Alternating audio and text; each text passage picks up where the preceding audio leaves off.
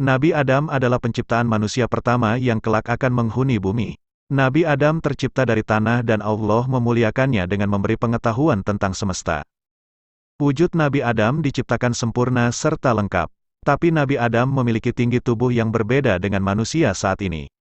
Tinggi badannya mencapai 60 hasta atau sekitar 18 meter. Sangat tinggi dibanding kondisi tubuh manusia pada umumnya. Jadi bisa menjelaskan juga kenapa Ka'bah sangat tinggi dan besar pintu masuknya. Para nabi setelah Nabi Adam juga pasti memiliki postur tubuh yang hampir mirip. Dikisahkan dalam kitab suci Al-Quran bahwa Allah bercakap-cakap dengan malaikat. Allah memberitahu malaikat bahwa akan ada penciptaan makhluk yang dinamai manusia. Manusia akan mengemban tugas sebagai khalifah di bumi. Malaikat protes, tidak setuju dengan hal yang direncanakan. Malaikat yakin kalau manusia hanya akan membawa bencana bagi bumi. Mereka akan membuat kerusakan, permusuhan, juga pertumpahan darah. Malaikat merasa keberadaan dirinya saja sudah lebih cukup sebagai ciptaan Allah.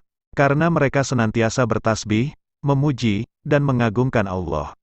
Allah berfirman bahwa Dia mengetahui apa-apa yang tidak diketahui oleh malaikat. Seperti kita ketahui, manusia itu tercipta dari saripati tanah. Demikian juga yang diceritakan dalam Al-Quran Surah As-Sajdah ayat 7-9.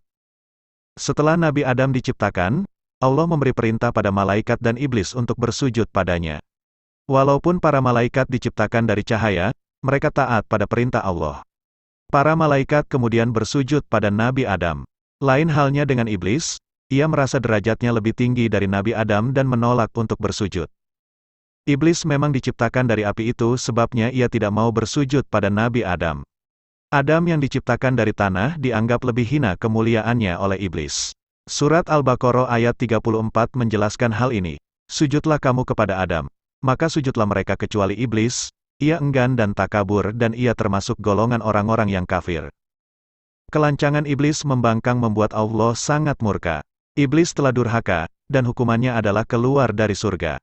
Iblis yang sombong bukannya bertobat dengan hukuman yang diberikan. Ia malah mengeluarkan sumpah akan menggoda Nabi Adam dan keturunannya agar sesat. Iblis ingin manusia menemani dirinya di neraka. Nabi Adam dianugerahi usia yang panjang oleh Allah. Banyak riwayat yang menceritakan bahwa Nabi Adam diberi usia hingga 1000 tahun. Namun, dalam hadits yang diriwayatkan Abu Hurairah diceritakan kalau Nabi Adam pernah memberikan umurnya sejumlah 40 tahun untuk Nabi Daud. Pada saat itu Nabi Adam kagum dengan cahaya yang berkilau di antara matanya. Kemudian ia bertanya pada Allah tentang manusia itu. Allah menjawab bahwa manusia itu salah satu keturunan Adam, umat akhir zaman. Adam bertanya mengenai umur Daud, dan Allah menjawab bahwa dia memberikan 60 tahun padanya. Nabi Adam lalu meminta Allah untuk menambahkan 40 tahun umur Daud yang dikurangi dari umurnya. Nabi Adam memiliki segalanya di surga. Adam bisa mengambil dan menikmati apa saja yang ada di dalamnya. Walaupun begitu Adam merasa kesepian. Kodratnya sebagai manusia yang butuh ada manusia lain. Adam menginginkan teman untuk menemani hari-harinya. Mengetahui Adam yang kesepian, Allah akhirnya menciptakan Hawa. Hawa diciptakan dari tulang rusuk Nabi Adam ketika sedang tidur. Nabi sangat senang dengan kehadiran Hawa. Hasratnya sebagai manusia yang butuh pasangan jadi terjawab. Allah mengizinkan Adam dan Hawa untuk menikmati apa saja yang ada di dalam surga, terkecuali pohon huldi. Allah berfirman, "Wahai Adam, tinggallah engkau dan istrimu di surga ini. Dan makanlah makanan-makanan yang banyak lagi baik di mana saja yang kamu sukai. Dan janganlah kamu mendekati pohon ini, yang menyebabkan kamu termasuk orang-orang yang zalim." Setan kemudian berbisik pada Adam dan Hawa tentang keistimewaan pohon huldi. Kisah ini tertulis di Al-Quran Surat Taha ayat 120. Wahai Adam, maukah aku tunjukkan kepadamu pohon keabadian, khuldi, dan kerajaan yang tidak akan binasa? Demikian iblis membujuk mereka. Khuldi sendiri merupakan nama pemberian iblis. Iblis menghasut Adam dan Hawa dengan mengatakan maksud Allah melarang mereka. Bahwa Allah disebutkan oleh iblis tidak mau membuat Adam dan Hawa kekal. Iblis dengan penuh semangat merayu mereka untuk memakan buah terlarang. Adam dan Hawa yang dilengkapi dengan nafsu sebagai manusia akhirnya tergoda. Rayuan iblis berhasil menggoyahkan keimanan mereka dan jadi tidak taat pada Allah. Ketika Adam dan Hawa memakan buah huldi sesuatu yang memalukan terjadi. Nabi Adam dan Hawa menyadari kalau tubuh mereka jadi telanjang. Selain itu, Adam juga merasakan sakit perut yang hebat.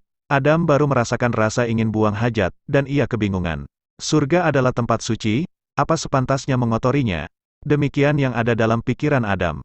Allah kemudian menyindirnya atas keinginan tersebut, sekaligus juga menyindir tentang ketidaktaatannya. Surat Al-A'raf ayat 22-23 menceritakan kejadian ini. Dalam surat ini Allah mengingatkan akan larangannya pada Adam. Juga mengingatkan Adam akan peringatannya tentang kebusukan setan.